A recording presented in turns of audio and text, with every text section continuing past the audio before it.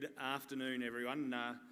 I'm the Managing Director of Southern Cross Gold, and over the next 15 minutes we're going to go through a few slides, and then we're going to get into the 3D model of our new discovery in Victoria, so on the other side of Australia. I titled this the third Victorian gold rush because literally that's what we're going through, and very appropriate for the name of this conference. The first gold rush was in the 1850s, and then the next gold rush arguably was just pre-World War I, when technology improved the way they could go deeper and cyanide came in, and now we're producing more gold in Victoria than we have for 100 years, due to the discovery of a new and different style that was not the past. So 80 million ounces have come out of Victoria, but it's a new style that's really driving the opportunity, and we've got the best discovery outside those current mines. The disclaimer, nobody's mentioned that today, so I'll make a bland comment that I'm the optimist in the room. I'm a geologist, so be very aware about my forward-looking statements. Now, Southern Cross was listed only in May last year as a spin-out of a Canadian company, a company I co-founded and still chair, called Mawson Gold. We focused the search in Victoria on these new style of deposits. We call them epizonal, and I'll describe a little bit about those. We've had some great drill hits, some fantastic hits over the last 8 to 10 months. In fact, we were the third best IPO last year in Australia across the whole ASX, based on these drill results that you can see before us. We own the freehold land, we're fully permitted, we've got over $17 million in the bank to drill 30 kilometres over the next year. And we've got a tiger by the tail, and I hope I can demonstrate that. We've got a team that's been in place for the last couple of years. We were drilling a year or so before the IPO, when it was in that Canadian company, so we had a baked-in team ready to go when we came out the gate, and we're all still in place there. In terms of the register, Mawson still owns over 50%, so it's quite a tight register. That stock is escrowed until May 2024. Institutions are starting to come into the stock. We did a $16 million raise in December, and there's a lot of commonality of shareholders from Franklin Templeton, Conwave, and probably a name that hasn't been mentioned. Eric Sprott's been mentioned, but probably his peer in North America is Pierre Lassonde, and Pierre and some of his colleagues are also large investors in this asset. This is the geological slide, and there's a few geologists in the room, so this is for you. Down here we have what made Victoria famous, the Ordovician style gold of Bendigo and Ballarat, and they've been abject failures in the modern day. That's because they're unreconcilable in a modern day resource and in a mine. So it's very hard to put basically an economic quantity of metal. We just can't estimate it appropriately. So that's what keeps SRK up at night. I know that if they're dealing with one of these projects. What we're looking at is this style of deposit. 70 million years later, it's a very different style. It forms at a different level of the crust. It forms geologically in a different area, and I'll show that. But what is a key point here is, if you're looking at this style, which is the epizonal style up here, it transitions from the upper levels where you get gold and antimony, and we too do have antimony, and that will be a big part of the political license, at least in this project. It's about 10 or 15% of the in situ value. But as you go to depth, it transitions to what becomes very high-grade deposits. And you've all heard of Fosterville. Fosterville is the highest grade deposit underground mine on Earth still today, just down the road from us. And that's what happened to them.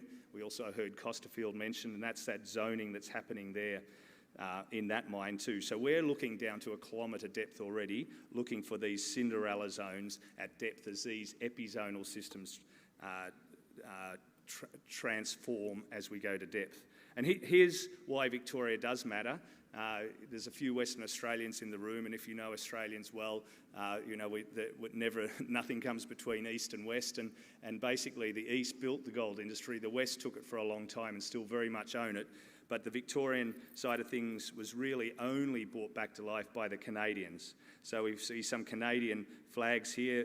Fosterville is owned by a Canadian company, Agnico Eagle, and Costerfield is owned by Mandalay. So it really goes under the radar still on the ASX. We've brought these assets back to the ASX so the Australian market can actually enjoy in one of these great discoveries. So you can see the grades here. This is from 21. We haven't been able to update the 22 numbers yet, but you can see Fosterville tops in terms of grade. And then if you look down here on the other side, 300 odd bucks production costs. So they make great economic deposits as well. So that's our style, that's what we're looking for. And what are we doing that's a little different? This is quite a detailed chart, but this is, since Fosterville was rediscovered, you know, it was a pretty average mine for 20 years, a refractory mine, but in 2015, they started to see these extraordinary grades at depth. And this is every exploration drill hole in the industry in Victoria, outside the mines, since then, since 2015. So on the x-axis you can see drill hole width and y-axis drill hole depth. The orange are our peers, so the bubbles are sized by grade times width, so Victoria is traditionally thin and high grade. That's the nuggety styles. The blue is us at our one project, Sunday Creek. You can see we're getting exceedingly thick intersections from 20 to 50, 80 and even exceeding 100 metres at times. And we're doing where others have feared to tread, we're going to depth for that reason that I was explaining, that transition of these deposits. So we want to get down to depth, and we actually just put a result out at 249 grams depth just down here. This chart hasn't been updated because it's only a few days old. And I'll move forward, but in any 1 week since we were IPO'd in May, we've been in the ASX top 10 on gold intersections in any 1 week that we put a press release out 11 times. So it's significant on the ASX, it's significant globally, this project. And this is where the magic starts now. I can start to spin this around, so you may like to grab your paper bags if I start rotating things a little too fast. So here we are in Melbourne down here. The green are those Bendigo Ballarat deposits, those nuggety things. The orange are the ones we're looking for. So we have Fosterville out here, we're out here with Costerfield. So they're geographically separate. There's very good reason for that they form above a part of the Earth's crust, and we're looking down 40 kilometres in the Earth's crust here. You've got to be above this orange rock, basically. And if you're above that orange rock, you can form these very later style of deposits that we call the epizonal deposits. Now, if we zoom in on our deposit just here, or our project, I should say, that's 100% owned, and that's this Sunday Creek project down here. We also have the along strike extensions of Costerfield here at Redcastle. That's a 70% joint venture in our favour, and then another joint venture up here. We also have a lot of land with the right of first refusal, 3,000 square kilometres up through here. But this is the only focus for this talk, being only a few minutes left, that we're going to talk about. That's the Sunday Creek project. So if we just zoom into that project itself there, key points here. This is the only part of the drill area across what is a 12-kilometre long exploration trend. There's 11 kilometres of old historic mines. Fosterville had a very similar footprint pre its discovery, 11 kilometres of historic mines, so that's a nice analogy to make. And until about 2 weeks ago, this trend out from the main drill area that I'll focus on in a minute was undrilled. We just put a rig out through here just in the last few weeks, so you'll see results start to come. Zooming in, you can see that trend, and looking to the northeast along the whole trend. A few key points. This area here is freehold. We own it, 320 acres. Doesn't give you a right to mine, but it gives you right to access, and it's best to deal with a landholder who's a good landholder, and I can assure you we're a pretty good landholder. Then there's another landholder out here who's a quarrying family, and then we deal with the state through the state forest out through here, which is reserved for forestry, wood collection, motorbike riding and deer hunting. So it's three landholders. That's a bit of a secret of working in Victoria. Now, if we just look at this LiDAR, which has changed the way we can explore these old gold fields, a couple of things just to point out. The mineralisation and the trend of mining ran east-west, but you can see some of these old areas through there are northwest trending. So that's one point, is that the old timers with this LiDAR, this laser imaging, we can see that they are mining across the high grade trend. And then if we go out to where there's no drill results, certainly no drilling, 3 kilometres away, we can see the same footprint over, half a kilometre in this instance, the same northwest structures across the east-west trend, so like a ladder. Now let's go another 7 kilometres. And that's where we're drilling today, and you can see the same footprint of mineralisation, this east-west trend, essentially, with this laddering of the high grades across it that the old timers showed us. So there's a lot of upside. Big systems have big footprints, and this has got a big footprint. Now, if we just go in and look underground now to this deposit, the main drill area that we've drilled is 800 metres essentially from here to here. There is some historic holes just near surface here at Christina, and we've just put out new results. I'll put a blue marker just out there, and a new result here, which 249 grams over 0.3, which was a 12 metre at 7 intersection, and there was half a metre at 17 here. So nearly a kilometre between those two drill holes in the last few days. But the key point really is that this is all the gold, and I'll show how it all stacks together. But you can see that we're drilling a very large system. We're drilling it down to 800 metres so far, which is down here. This was the big drill hole that we put out just pre-Christmas. It was half a kilometre from the start to the end of mineralisation. So that was what really opened up this prospect and brought a lot more eyes to it. The yellow holes are those that we've still got in the lab. So we're drilling with 4 drill rigs. We've got 30 kilometres ahead of us this year, and there's always about 10 holes in the lab. And like I think it was Black Cat said, there's always news flow from Southern Cross. So you can see there's some very deep parts of the system to come. This I should say, is available on our website. There'll be some QR codes at the door so you can look at it in detail, because Jeff's just given me the buzz, but you can start to see there's some very, very good grades across this system. If you can't read that, I implore you to go and look at this. I'm just going to buzz through this, but there's basically the average grade across this system is in every drill hole 11 metres at 3 grams at a lower cut, or 1.5 at 20 grams if you look across the whole system, and a number of those intersections anastomose, so they can form these very wide zones.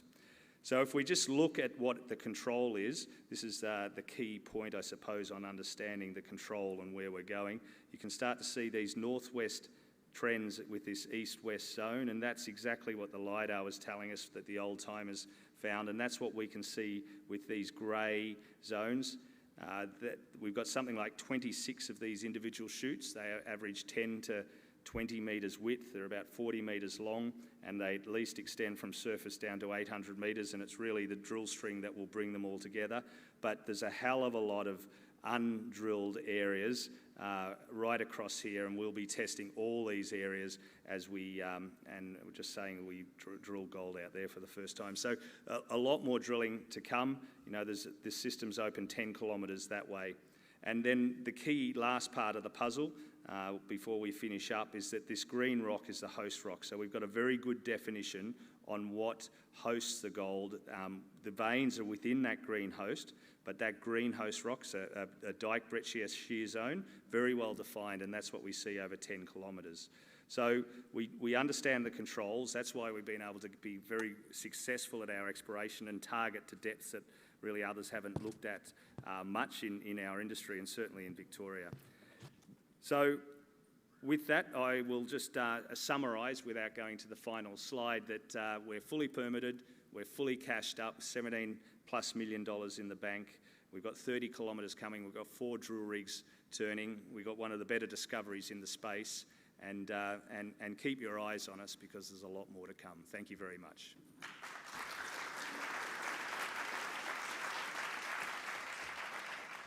Thank you very much. Very impressive. It's good to see old mining guys using some technology. Time for one question. Do we have Thanks, David. David's one of the world's experts on antimony, so I've got to be very careful with my answer here. The antimony is related to gold, but not one-to-one. There's actually a much closer association, like there is in Fosterville and Costerfield with gold and arsenic. The antimony is slightly later for the most part. Generally, if you get high-grade antimony, you will get high-grade gold, but not always. So the correlation coefficient is less than arsenic, but it's a pretty good indicator, and it's all within the package and all within that sort of those dimensions I was talking about. But you know, whether it's 1 minute later or 20,000 years later, we're not sure, but it does overprint the gold event.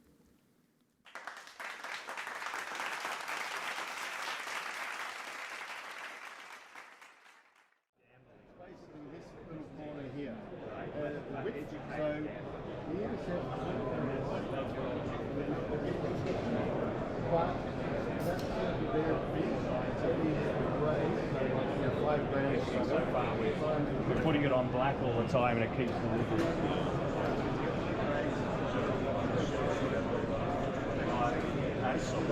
Yeah, no,